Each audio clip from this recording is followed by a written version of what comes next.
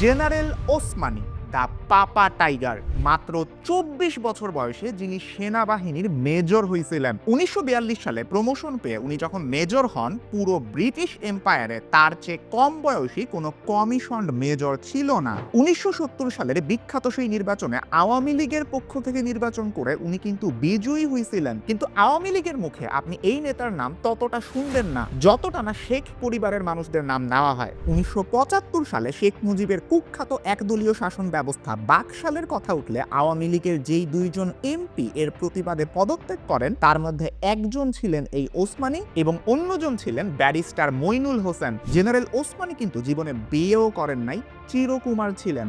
একটা প্রশ্ন সবার মনের মধ্যে, ১৯৭১ সালের ১৬ই ডিসেম্বরে সেই পাকিস্তানি বাহিনীর আত্মসমর্পণের অনুষ্ঠানে জেনারেল ওসমানী কেন উপস্থিত ছিলেন না? তার সাথে কি প্রধানমন্ত্রী তাজউদ্দিন আহমদের বন্ধুত্ব ছিল নাকি দুইজনের মধ্যে ঝামেলা ছিল? জেনারেল ওসমানী আসলে মানুষ হিসেবে কেমন ছিলেন? এই সবগুলো ব্যাপার নিয়ে আমি আজকের ভিডিওতে আলোচনা করব। তো চলুন শুরু করা যাক। ওসমানী সাহেব যে সিলেটের, এটা তো আপনারা সবাই জানেন। উনি কিন্তু এমনকি হযরত শাহজালাল রহমতুল্লাহি আলাইহির যিনি সহযোগী ছিলেন শাহ নিজামুদ্দিন, তার বংশধর। ছোটবেলা থেকেই অনেক মেধাবী ছিলেন। একটা সময় ইন্ডিয়ান মিলিটারি একাডেমিতে ক্যাডেট হিসেবে যোগ দেন। ওইখান থেকে উনি কমিশন পান। কমিশন পায় সেকেন্ড লেফটেন্যান্ট হন ১৯৪০ সালে। উনার কিন্তু একটা রেকর্ড আছে। এই যে উনি সেকেন্ড লেফটেন্যান্ট ছিলেন, ১৯৪২ সালে কিন্তু উনি প্রমোশন পায় মেজর হন। ১৯৪২ কিন্তু পুরা উপমহাদেশ ব্রিটিশদের আন্ডারে ছিল। আর এই পুরা ব্রিটিশ এম্পায়ারে তার চেয়ে কম বয়সী কোনো কমিশনড মেজর ছিল না। ২৪ বছর বয়সী মেজর হওয়া কিন্তু যেন তেন কথা না। আপনি নিজে চিন্তা করেন, ২৪ বছর বয়সে আপনি কি করতেছি? এই বয়সে আপনার ব্লাড টেস্ট করাইলে রক্তের মধ্যে লোনলিনেস ধরা পড়ে। আমাদের ভাগ্য এতটাই খারাপ থাকে যে রেল ক্রসিং এর মধ্যে আটকা পড়লে আমাদের সামনে দিয়ে বাংলাদেশের সবচেয়ে লম্বা ট্রেনটাই যায়। আলমারি থেকে শীতের জামা বের করার পরে আপনি যখন জ্যাকেটের পকেট থেকে ১০ টাকা পান, সেলিব্রেশন দেখে মনে হয় ক্রিশ্চিয়ানো রোনালদো গোল করার পরে এত লাফালাফি করে না। সেই জায়গায় ওসমানী সাহেব কিন্তু ২৪ বছর বয়সে অনেক বড় কিছুই অ্যাচিভ করে ফেলছিলেন। দ্বিতীয় বিশ্ব সংঘাতের সময় তার পোস্টিং ছিল বার্মা ফ্রন্টে। তার মানে আপনি এখানে খেয়াল করেন, ওসমানী কিন্তু তার জীবনকালে মোট ৩টা বড় বড় লড়াইয়ের সাথে যুক্ত ছিলেন। একটা তো হইতেছে এই দ্বিতীয় বিশ্ব সংঘাত, আর বাকি দুইটা হইতেছে ১৯৬৫ সালের পাক ভারত লড়াই, আর একটা তো ১৯৭১ সালে আমাদের মহান মুক্তি সংগ্রাম। ১৯৪৭ সালে ভারতবর্ষ তো ভাগ হয়ে গেছে, টুকরা টুকরা হয়ে গেছে। তো ওসমানী সাহেব জয়েন করছেন পাকিস্তান সেনাবাহিনীতে। তখন একটা জিনিস খেয়াল করেন, তার র্যাঙ্ক ছিল লেফটেন্যান্ট কর্নেল। কিন্তু এর ২০ বছর পরে উনি যখন সেনাবাহিনী থেকে রিটায়ার করেন, তখন তার র্যাঙ্ক ছিল কর্নেল। এটা খুবই অস্বাভাবিক। দেখেন, মাত্র ২০ বছর বয়সে একজন আর্মি অফিসার মাত্র এক ধাপ প্রমোশন পাইছে, এটা কি কখনো হয়? তাও আবার ওসমানীর মতন এত দক্ষ একজন সেনাবাহিনীর লোক। এইটার পিছনে অবশ্যই কারণ ছিল, উনি সব সময় পাকিস্তান সেনাবাহিনীতে বাঙালিদের বিরুদ্ধে যে বৈষম্য হইতো ওইটার এগেইনস্টে সোচ্চার ছিলেন। আর এই কারণেই তার প্রমোশন আটকায় রাখা হয় এত বছর যাবত। উনি কিন্তু আর্মির জন্য, বাঙালিদের জন্য অনেক কিছু করছেন। চট্টগ্রাম ক্যান্টনমেন্ট প্রতিষ্ঠা করার পিছনে ওনার কিন্তু একটা বেশ বড় ভূমিকা ছিল। আমরা যদি আবার ওসমানীর জীবনে ফিরি, ১৯৬৭ সালে তখনকার কর্নেল ওসমানী সেনাবাহিনী থেকে অবসর নেন আর আস্তে আস্তে নিজে রাজনীতিতে জড়ায় পড়েন। ১৯৭০ সালের ঐতিহাসিক নির্বাচনে উনি কিন্তু একজন বিজয়ী প্রার্থী ছিলেন। সিলেটের ফেঞ্চুগঞ্জ থেকে জাতীয় পরিষদের একজন সদস্য হিসেবে নির্বাচিত হয়েছিলেন। কোন দলের টিকেটে উনি নির্বাচন করছিলেন জানেন? দলটার নাম হচ্ছে আওয়ামী লীগ। অথচ আওয়ামী লীগের নেতাদের মুখে আপনি ওসমানীর নাম ততটা শুনবেন না যতটা না শেখ পরিবারের মানুষদের নাম নেওয়া হয়। আপনি তাজউদ্দিন আহমদের মতন মানুষের নামও ততটা শুনবেন না। কারণ একটা পর্যায়ে এই মহান নেতারা অন্যায়ের প্রতিবাদ করে দল থেকে বিচ্ছিন্ন হয়ে গেছিলেন। এইবার আসি বাংলাদেশের মুক্তি সংগ্রামের সময়ে ওসমানী কিভাবে বাংলাদেশের প্রধান সেনাপতির দায়িত্ব পালন করছিলেন। ১৯৭১ সালের ২৫শে মার্চ উনি কিন্তু ঢাকাতেই ছিলেন। পাকিস্তান সেনাবাহিনী উনার ব্যাপারে বেশ টেনশন করতেছিল। তাকে অনেক খোঁজাখুঁজি করা হয়। প্ল্যান ছিল কমান্ডো তরিকায় উনারে ধরে ওই রাতেই শেষ করে ফেলা হবে। কিন্তু আল্লাহর রহমতে ওসমানী সাহেব সেই সময় বেঁচে যান। উনি তখন অনেকভাবে লুকায় টুকায় ঢাকার মধ্যে ছিলেন। উনার যেই বিখ্যাত গোফ ছিল, ধরা পড়ে যেতে পারেন এই আশঙ্কায় উনি কিন্তু তার গোফও কাইটা ফেলছিলেন। আর্মিতে তাকে নিয়ে কিন্তু অনেকে মজা করত, বলতো the man with the moustache. আর পাপা টাইগার নামটা তো ছিলই সাথে। যাই হোক, এভাবে অনেক ঝামেলা টামেলা শেষ করে এপ্রিলের শুরুতে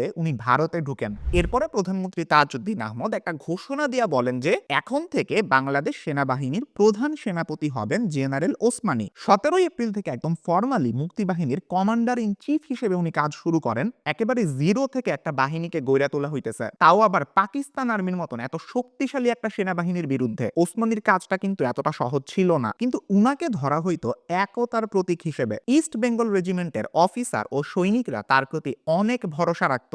4 এপ্রিল হবিগঞ্জের তেলিয়াপাড়া চা বাগানে বাঙালি আর্মি অফিসারদের যে ঐতিহাসিক মিটিংটা হয়, সেখানে ওসমানীর উপস্থিতি অনেককে ইন্সপায়ার করেছিল। বিশেষ করে যারা জুনিয়র অফিসার ছিলেন তারা যখন দেখছেন এমন লেজেন্ডারি একটা মানুষ তাদের সামনে আছেন, তারা আরো অনেক সাহস পাইছেন। তবে আমাদের মুক্তি সংগ্রামের কিছু কিছু সিলেক্টিভ জায়গায় ভারতের সংশ্লিষ্টতাকে ওসমানী খুব ভালো চোখে দেখেন নাই। স্পেশালি নভেম্বরে বাংলাদেশ ও ভারতীয় বাহিনীর সমন্বয়ে যৌথ নেতৃত্ব গঠনের কথা উঠলে জেনারেল ওসমানী সরাসরি এটার বিরোধিতা করেন। কিন্তু প্রধানমন্ত্রী তাজউদ্দিন এই যৌথ সামরিক নেতৃত্ব গঠনের দায়িত্বটা দেন জেনারেল ওসমানীকে। কিন্তু উনি চান নাই যে বাংলাদেশ ভারত একটা যৌথ সামরিক নেতৃত্ব হোক। তার যে মনোভাবটা ছিল যৌথ বাহিনী গঠন করলে ইন্ডিয়ান ফোর্সেরই সংখ্যাগরিষ্ঠতা এখানে থাকবে, ওরাই এখানে আমাদেরকে অর্ডার দিতে চাবে, আর বাংলাদেশি ফোর্স অনেকটা থাকবে ভারতের ইস্টার্ন কমান্ডের আন্ডারে। ওসমানী এইটাই ভাবতেন যে যৌথ বাহিনী যদি গঠন করা হয় তাইলে এই লড়াইটা বাংলাদেশের স্বাধীনতা লড়াইয়ের পরিবর্তে একটা পাক ভারত লড়াইয়ে পরিণত হবে। এন্ড এইটা যে কতটা সত্যি এখন এসে আপনারা আশা করি বুঝতে পারতেছেন, কারণ এইটার জন্যই কিন্তু ভারত আজকে আমাদের বিজয় দিবসকে বিজয় দিবস নাম দিয়ে দিতে পারে। নরেন্দ্র মোদী যখন এই 16 ডিসেম্বরেও ফেসবুকে পোস্ট করছেন, বাংলাদেশের মানুষ তো নিশ্চয়ই হাহার বন্যায় একদম ভাষায় দিছে, কারণ উনিও এটাকে ফ্রেমিং করছেন একটা ইন্ডিয়া ভার্সেস পাকিস্তান ক্ল্যাশ হিসেবে। এটা যে বাংলাদেশের একটা মুক্তি সংগ্রাম, এখনকার ভারতীয় যে লিডারশিপ ওরা অনেক থেকে এটা স্বীকারই করতে চায় না। যাই হোক, তাজউদ্দিন আহমেদ নিজের পজিশনে একদম শক্ত ছিলেন যে যৌথ বাহিনী আমাদেরকে করতেই হবে, আর এইটা নিয়েই ওসমানী তাজউদ্দিনের মধ্যে একটা দূরত্ব তৈরি হয়ে যায়। আর এইসবের এক পর্যায়ে ওসমানী পদত্যাগ করেন। তো শুরুতে মৌখিকভাবে বলছে মুখে মুখে যে আমি পদত্যাগ করতেছি, কিন্তু তাজউদ্দিন সাহেব এটা মাইনা নেন নাই। উনি ওসমানীকে বলেন আপনি লিখিতভাবে পদত্যাগ করেন, পরে ওসমানী আর লিখিত দেন নাই। কিন্তু এইসব ঝামেলার কারণে উনি তখন থেকে অনেকটা নিষ্ক্রিয় হয়ে যান। ওই সময় জাফরউল্লাহ চৌধুরীর লেখায় জেনারেল ওসমানী আর আমাদের মুক্তি সংগ্রাম নিয়ে বেশ কিছু ইন্টারেস্টিং জিনিস পাওয়া যায়। ফরাসি সরকারের একজন সংস্কৃতি মন্ত্রী ছিলেন, নাম হচ্ছে আদ্রে মাল্লারো। 60-এর দশকে যখন নাইজেরিয়ায় বায়াফ্রার লড়াই হয় তখন বিদ্রোহীদেরকে অনেক মেশিনারিজ দিয়ে সাহায্য করছিলেন এই লোক, কিন্তু সেই লড়াইটা হঠাৎ থাইমা যায়। এর কারণে যেটা হয়, মালদ্রোর কাছে অনেকগুলা অব্যবহৃত লড়াইয়ের সরঞ্জাম ছিল। আর এই সংস্কৃতি মন্ত্রীর সাথে একটা সম্পর্ক করতে সেপ্টেম্বর মাসে জেনারেল ওসমানী জাফরউল্লাহ চৌধুরীকে ফ্রান্সে যাইতে বলেন। কিন্তু ফ্রান্সে যাওয়া নিয়ে জাফরউল্লাহ চৌধুরীকে ইন্ডিয়ান ইমিগ্রেশন আর লন্ডনের দূতাবাস বেশ হয়রানি করে। তারপরে উনি প্যারিসের মধ্যে গিয়েছেন। প্যারিস থেকে লন্ডন হয়ে কলকাতায় ফেরার পথে জেনারেল ওসমানী রিকোয়েস্ট করে ডাক্তার চৌধুরীকে লখনৌ পাঠান। লখনৌ কিন্তু হচ্ছে ইন্ডিয়ায়। আর তখন লখনৌতে কে ছিলেন জানেন?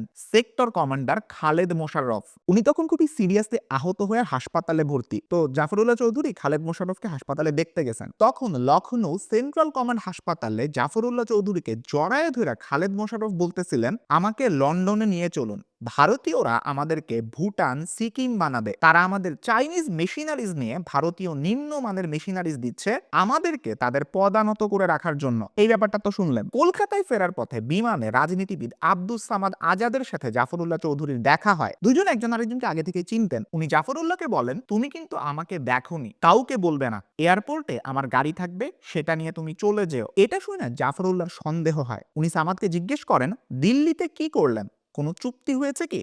সামাদ এই প্রশ্নের কোনো উত্তর দেন নাই। সন্দেহ আরো বাড়ে জাফরউল্লাহ। উনি কলকাতায় ফেরত এসে ওসমানীকে সব বলে দেন। এটা শুনে ওসমানী খুবই ক্ষেপেন, সোজা প্রধানমন্ত্রী তাজউদ্দিনের ঘরে ঢুকে বলেন, you sold the country, I will not be a part of it. ধারণা করা হয় ভারত আর আমাদের মধ্যে গোপনীয় যে 7 দফা চুক্তি হয়, এইটা নিয়েই ওসমানী সেই দিন খুব ক্ষেপছিলেন। এখন আপনারা স্ক্রিনে সেই গোপন চুক্তিটা দেখতেছেন। সূত্র অলি আহাদ, জাতীয় রাজনীতি, 1945 থেকে 1975। এখন আসা যাক একটা খুবই ইন্টারেস্টিং পার্টে, কেন 16 ডিসেম্বরের আত্মসমর্পণের অনুষ্ঠানে জেনারেল ওসমানী উপস্থিত ছিলেন না। এইটা পুরোপুরি বুঝতে হলে আপনাদেরকে একটু পিছনে যাইতে হবে। বিস্তারিত কাহিনীটা আপনারা আমার এক্সটেন্ডেড স্ক্রিপ্ট পড়লেই বুঝতে পারবেন। এই ভিডিওর যে স্ক্রিপ্টটা, এটা আমি কমেন্ট সেকশন আর ডেসক্রিপশন বক্সের মধ্যে ওপেন করে দিছি, আপনারা চাইলে সেখান থেকে পড়ে আসতে পারেন। কিন্তু ছোট করে বললে, প্রথমে জেনারেল ওসমানীর সাথে তাজউদ্দিন আহমদের একটা কমিউনিকেশন গ্যাপ হয়েছিল। সেকেন্ডলি 16 ডিসেম্বর সকালের পরে ওনারা অনেকে মিলে যখন সিলেটের দিকে আগাইতে থাকেন, তখন তাদের ভারতীয়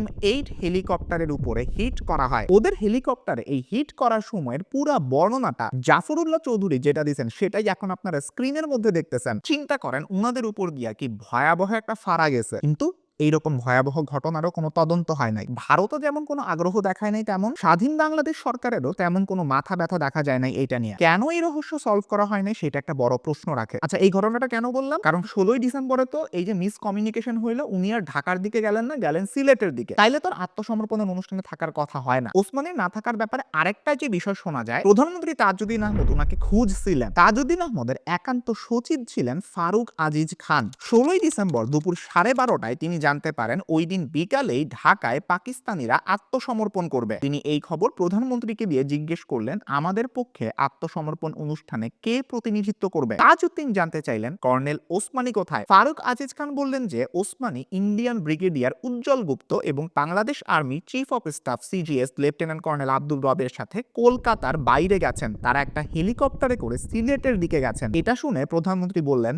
হাউ আনলাকি হি ইজ। সারাটা বছর তিনি নিজের অফিসে কাটালেন, আর আজ এমন দিনে তিনি এখানে নেই। তাহলে জেনারেল অরোরার সঙ্গে গ্রুপ ক্যাপ্টেন এ কে খন্দকার যাবেন বাংলাদেশ সেনাবাহিনীর প্রতিনিধিত্ব করতে। একটা জিনিস খেয়াল করবেন, জাফরুল্লাহ চৌধুরী এবং ফারুক আজিজ খানের বর্ণনা এইটা কাইন্ড অফ এখানে একটা আরেকটার উল্টা। একজন বলতেছেন ওসমানী ঢাকায় যাওয়ার অর্ডার পান নাই, আরেকজন বলতেছেন তাজউদ্দিন নিজেই ওসমানীকে খুঁজছিলেন 16ই ডিসেম্বর দুপুরের দিকে। তাইলে এখন জানা দরকার ওসমানীর নিজের পয়েন্ট অফ ভিউটা কি, মানে উনি কি বলতেছেন, উনি কেন 16ই ডিসেম্বরে থাকেন নাই। এই ব্যাপারটা জানা যায় প্রবাসী সরকারের প্রতিরক্ষা মন্ত্রণালয়ের পাবলিক রিলেশনস অফিসার নজরুল ইসলামের লেখায়। উনি 71-এর রণাঙ্গন অকথিত কিছু কথা বইয়ে এইটা বলতেছেন যে সারেন্ডারের 2 দিন পর জেনারেল ওসমানী মুজিবনগর সরকারের সদর দপ্তরে ফেরত আসেন। তারপর বলেন, আমাকে নিয়ে রিউমার ছড়ানোর কোনো সুযোগ নেই, তার অনেক কারণ রয়েছে। নাম্বার 1, পাকিস্তানি সেনাবাহিনী কবে আত্মসমর্পণ করবে আমি জানতাম না। আমি কলকাতা ছেড়ে চলে যাওয়ার পর তাদের আত্মসমর্পণের প্রস্তাব এসেছে। Number 2,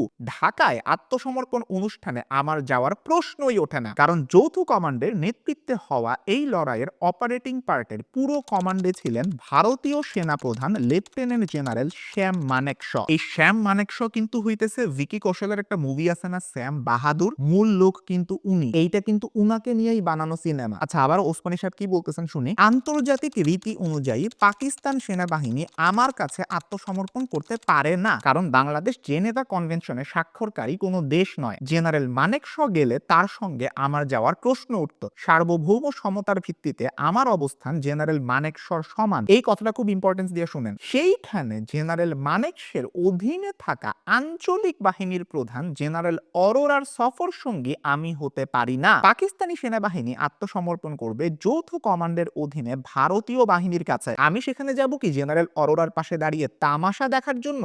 how can I? উনার আত্মসম্মান বোধ কতটা উঁচুতে ছিল আপনি এই পয়েন্ট অফ ভিউটা শুনলেই বুঝতে পারবেন। 71-এ ভারতীয় পররাষ্ট্র মন্ত্রণালয়ের একটি বিশেষ শাখার পরিচালক এবং স্বাধীন বাংলাদেশে ভারতের প্রথম হাই কমিশনার ছিলেন জে এন দীক্ষিত। তার একটা বইয়ে এই ইস্যুতে উনি বলছিলেন যে পাকিস্তান বাহিনীর আত্মসমর্পণের অনুষ্ঠানে ভারতীয় হাই কমান্ড কর্তৃক জেনারেল ওসমানীকে উপস্থিত করতে না পারা এবং ওসমানীকে আত্মসমর্পণকারী পক্ষে অন্যতম স্বাক্ষরকারী করানোর ব্যর্থতা ছিল একটা রাজনৈতিক ভুল। তাহলে দেখা যাইতেছে 1 নম্বরে মিসকমিউনিকেশন, 2 নম্বরে আর্মি প্রোটোকলের উপরে জেনারেল ওসমানীর অনেক বেশি মাত্রায় শ্রদ্ধা, আর 3 নম্বরে এই যে হেলিকপ্টারের ঘটনাটা, এই সবগুলা মিলাই কিন্তু 16ই ডিসেম্বর জেনারেল ওসমানীকে সেই রেসকোর্স ময়দানে উপস্থিত হইতে দেয় নাই। আর তখনকার সময় তো এরকম না, হোয়াটসঅ্যাপের মধ্যে একটা মেসেজ দিলেই সবকিছু হয়ে গেল।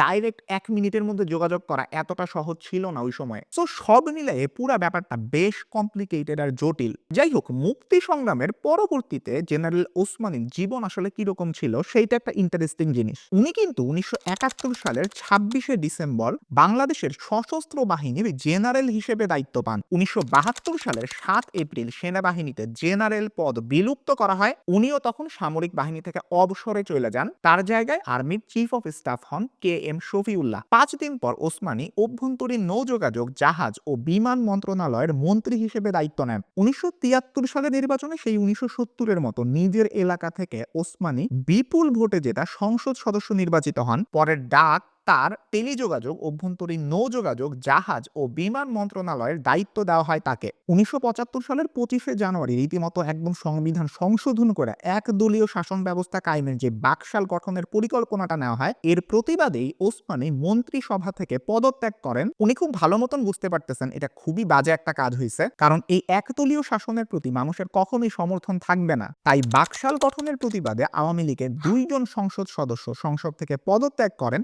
একজন একজন ছিলেন এই ওসমানী, অন্যজন ছিলেন ব্যারিস্টার মইনুল হোসেন। উনি কিন্তু আওয়ামী লীগের সদস্য পদ থেকেও সইরা দাঁড়াইছিলেন। যে কোনো সংকটের সময় উনি কিন্তু চুপচাপ বইসা থাকতেন না, সংকটটা সমাধানের চেষ্টা করতেন। শেখ মুজিবের পতনের পরে খন্দকার মোশতাক উনাকে বলেন রাষ্ট্রপতির প্রতিরক্ষা বিষয়ক উপদেষ্টা হইতে, এবং উনি তা হন। 1975 সালের 3 নভেম্বর রাতের বেলা কিন্তু ঢাকার কেন্দ্রীয় কারাগারের ভিতরে ঢুকে জাতীয় 4 নেতাকে শেষ করে ফেলা হয়। এই খবরটা ছড়ায় পড়তে 4 নভেম্বর পর্যন্ত সময় লাগে। আর এইটা জানার পরপরই ওসমানী কিন্তু রাষ্ট্রপতির প্রতিরক্ষা উপদেষ্টা পদ থেকেও সইরা দাঁড়ান। 1976 সালে উনি গঠন করেন জাতীয় জনতা পার্টি। এই দলের সভাপতি হয়ে তিনি 1978 সালে জিয়াউর রহমানের এবং 1981 সালে বিচারপতি আব্দুস সাত্তারের আমলে রাষ্ট্রপতি নির্বাচনে অংশগ্রহণ করেন। তবে উনি যে বাংলাদেশের রাষ্ট্রপতি হইতে পারেন নাই, এটা আমরা বাংলাদেশের ইতিহাস থেকে জানি। উনি কিন্তু এখনকার মতন টাকা বানানোর মেশিন হিসেবে রাজনীতিকে কখনো ব্যবহার করেন নাই। উনি বিয়েও করেন নাই, চিরকুমার ছিলেন। এইটা শুনে আপনার সব ইউনিভার্সিটি চিরকুমার সংঘের প্রেসিডেন্টরা অনেক খুশি হয়ে যেতে পারেন। খুবই মাপা খাওয়া দাওয়া করতেন, খুবই সাধারণ কাপড় চোপড় পরতেন, লাক্সারি বা বিলাসবহুলতা উনি পছন্দ করতেন না। মৃত্যুর আগের দিনগুলোতেও উনি সামাজিক কর্মকাণ্ডে বেশ সময় দিতেন। তার সিলেটের বাড়িতে এখন ওসমানী জাদুঘর, আর ঢাকার ধানমন্ডির বাড়িতে গড়ে তুলেছিলেন ওসমানী ট্রাস্ট। বড় বড় বীর সেনাপতিরাও কিন্তু একটা সময় জীবনের কাছে হেরে যান আর জেনারেল ওসমানীকে আক্রমণ করে বসে মরণ ব্যাধি ক্যান্সার। 1984 সালের 16 ফেব্রুয়ারি ক্যান্সারের চিকিৎসা করাতে থাকা অবস্থায় জেনারেল ওসমানী দুনিয়া ছেড়ে চলে যান। এরপর পুরোপুরি সামরিক মর্যাদা দিয়ে তাকে সিলেটের শাহজালাল রহমতুল্লাহ আলাইহির মাজার এলাকায় পূর্বপুরুষদের সাথেই দাফন করা হয়। Papa tiger, the man with the moustache, general Mohammad Ataul Gani ওসমানীর বিচিত্র জীবন এভাবেই শেষ হয়। দুনিয়া থেকে বিদায়ের পরে তাকে নিয়ে যেই পরিমাণ আলোচনা হওয়ার কথা ছিল ততটা হয় নাই। বিশেষ করে নতুন প্রজন্মের কাছে কিন্তু এই মানুষটা অনেকটাই অচেনা। আর তাই আমাদের মুক্তি সংগ্রামের সর্বাধিনায়ককে সবার কাছে আবারও পরিচয় করাই দিতে আজকের এই ভিডিওটা ছিল। সঠিক ইতিহাসটা চারদিকে ছড়ায় পড়ুক, আমাদের সকল বীর তাদের প্রাপ্য সম্মানটা পাক, এইটাই কিন্তু আমাদের প্রত্যাশা। আজকের ভিডিও এই পর্যন্তই। আপনার যদি এই চ্যানেলের কন্টেন্টগুলো ভালো লাগে আপনি সাবস্ক্রাইব করে রাখতে পারেন এবং পাশে থাকা বেল আইকনটা প্রেস করতে কখনোই ভুলবেন না। সবাই ভালো থাকবেন, সুস্থ থাকবেন, দেখা হবে ইনশাআল্লাহ পরবর্তী ভিডিওতে। আল্লাহ হাফেজ।